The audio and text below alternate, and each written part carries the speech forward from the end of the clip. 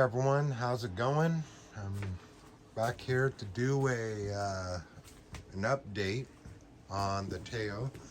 So I did get the motor and I've been having electrical problems. So I learned a bit about the wiring.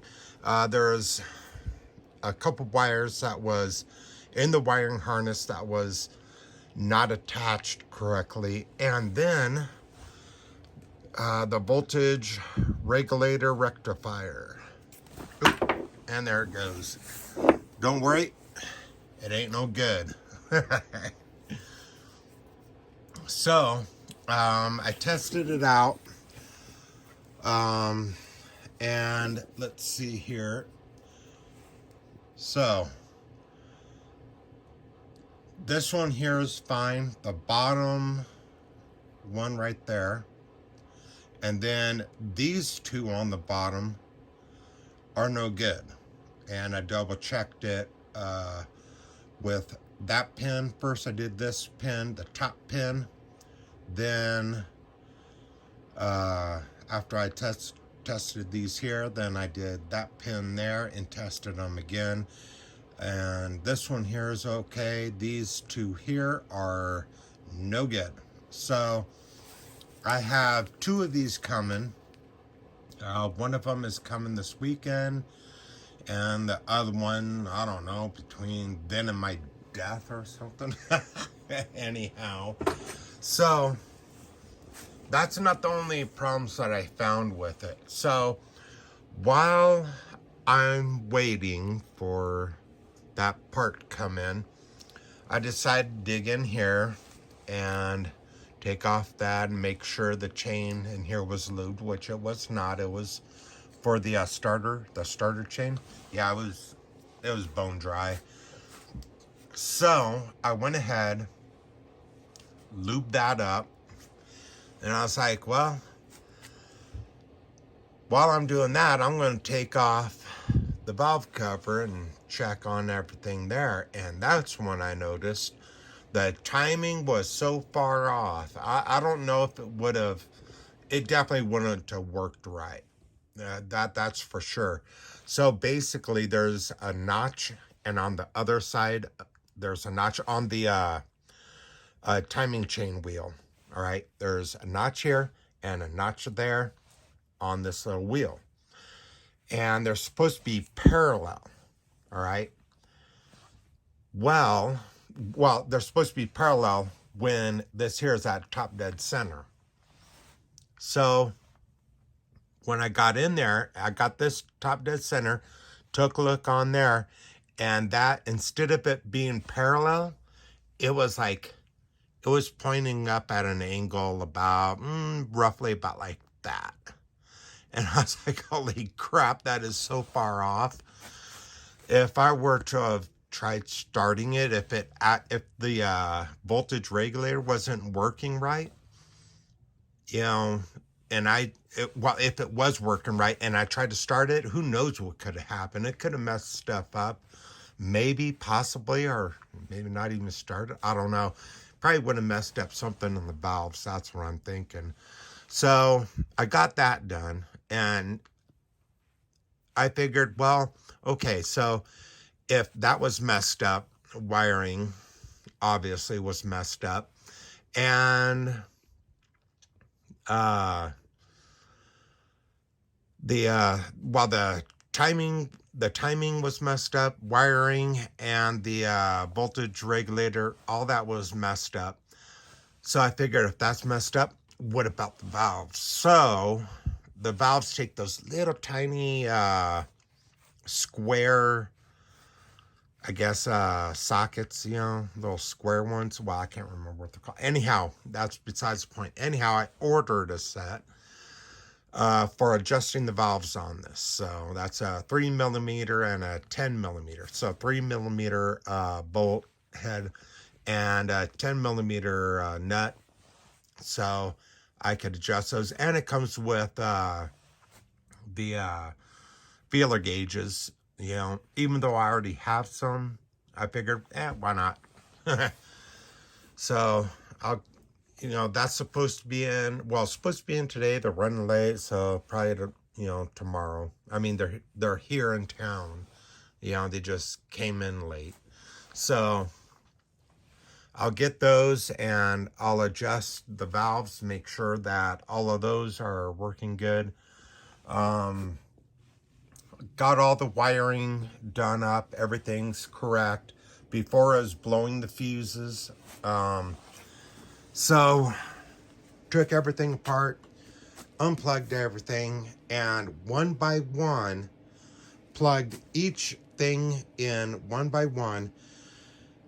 And once I got to the last item, which was a voltage regulator, pop, blew that fuse. I was like, aha! Well, me and my lady kind of thought so, but we weren't sure, and we wanted to be sure. And then to make sure that I was sure, I used the voltage tester and found out that this is no good. So 2-Volt USA is sending me out another one. I also ordered another one. I figured, well, it seems like some people have problems with these going out. So I guess it's not a bad idea to have a spare handy. Now, as far as the battery, I will be taking off this tab right here. I'll take that off. I'm going to make a battery holder out of some flat stock metal. And come over here so I can show you guys what I'm talking about. So down here, I mean, it's on with a little bit of Velcro. As you see, it's like right about there. It's barely on there. So I hit a bump, there goes the battery. So I'm going to make a battery tray. It'll basically drop down, go across, hold the battery up, and yeah. So I will have to grind a little bit of this paint off to put that on there, right? Doesn't have to be a real big piece, you know, just something, I would say that's about roughly a good 2 inches, maybe 3. You know, something that'll drop down at an angle, go straight across to the other side of the battery, and I can use the Velcro to hold it in place and strap it down, whatever. So I'm going to do that. Also, the wiring harness was not quite long enough to put the CDI box back where it was. So I'm going to make another piece, because I'm not using the one that came with it. The one that came with it is this guy right here. The one I'm going to use is this guy right here. And I figured, oh, there we go. Right over in here, right on that bar, I will go ahead, oh, there we go, right about there. I'll go ahead and put the tab right there, either there or right here. I think down here would be better for that. I really do. Because up here, there's not a lot of room. I mean, 2 fingers worth, that's not a lot. And that's fingertips, not whole fingers, because whole finger won't fit in there. But yeah, I figure right here, just make a little tray that comes straight out. I also had to take off the piece that was right here that, ooh, let's take a look. I have it up here somewhere. Oh, there it is. Had to take off this because it was really in the way of the exhaust. Getting that in there was a serious pain. I could always tack that up somewhere else. But having it right there, that's not going to work. But it will work good if I were to grind this down a little bit and put another tab, you know, actually dropping down. Or actually, I prefer having that one piece right there. The voltage regulator, right here. I already got a spot for that, no problem. They're very lightweight, and this Velcro is crazy strong, so no problem there. I'll put it right there where I had it before. So that's what's going on with the bike so far. Oh, I'm not giving up on this. No siree. You know, I am definitely going to get this thing running. Oh, another thing that I did do, I mean, I can't actually show you, but I can tell you. And anyone that's worked on these will know.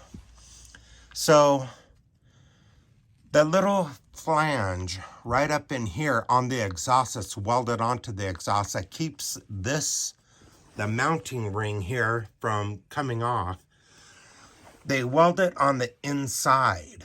And it's a thick, nasty weld. Well, I buzzed that down a bit, smoothed it out, made it real nice, and, you know, opened it up quite a bit. And plug this back up in there, and seems to be doing pretty good like that.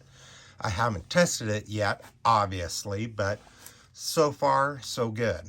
You know, and I might even be able to slide this around here and there now. So that's also a good thing.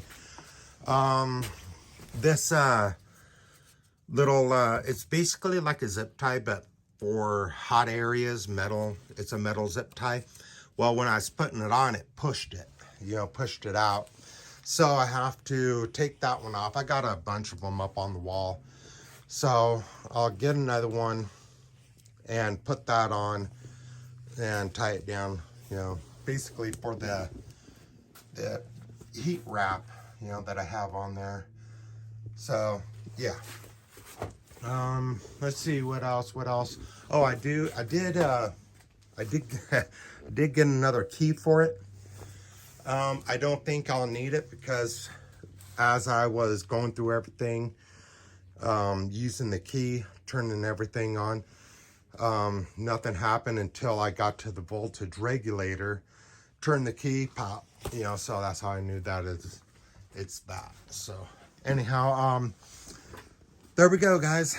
I should have the first voltage regulator in this weekend, and if everything goes well and it works, which, yeah, I'm still skeptical on it, but if it does work, I'll do another video, probably Monday, have the video out by Monday night or sometime Tuesday morning, I guess. And yeah, so I'm hoping that'll work.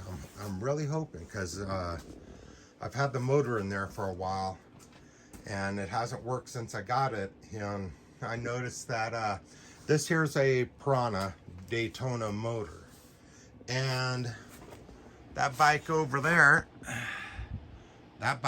that's my Piranha with a Piranha Daytona 190 in it. When I got the bike, the kill switch did not work.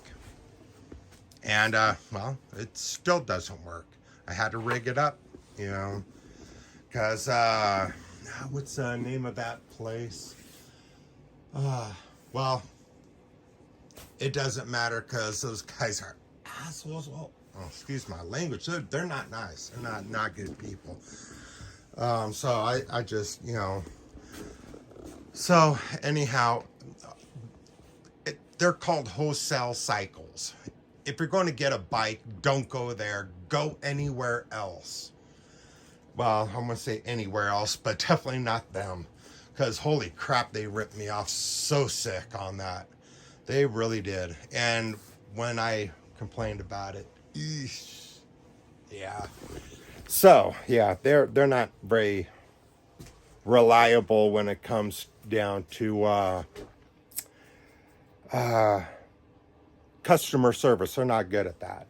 And I checked out their reviews, and I checked out the reviews before I bought the bike and figured I'd give them the benefit of the doubt. Ooh. I shouldn't have done that. I should have gone somewhere else to get the bike, but that's all right. So I noticed that Piranha Daytona motors, I haven't got one yet that worked right. I haven't, not yet. You know, I've only had two, but I'm starting to think, man, I would have been better with a Chinese, look-alike or, copy of a Daytona motor, because damn. So, anyhow, enough of my ranting and raving and all that, Thank you guys for watching. If you made it this far, thank you. Like, subscribe, leave a comment. I appreciate that. And I'll be talking to y'all later.